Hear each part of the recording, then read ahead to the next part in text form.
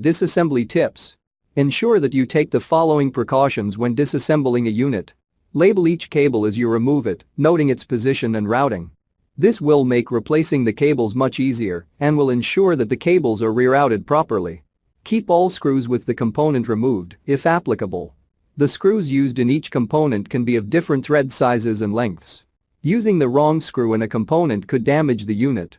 If the unit contains light-sensitive components such as motherboard, memory module, CPU, hard disk drive, graphic card, store the component in its original ESD packaging to avoid damage. Please read the description below for more details about tools used to removal and replacement, static electricity. Before you begin, remove the base enclosure, battery, and left trunk. Removal. Remove the three 5mm P1 Phillips head screws that secure the left support bracket to the top cover.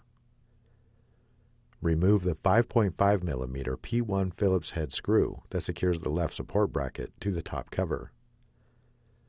Lift the left support bracket off of the top cover and remove.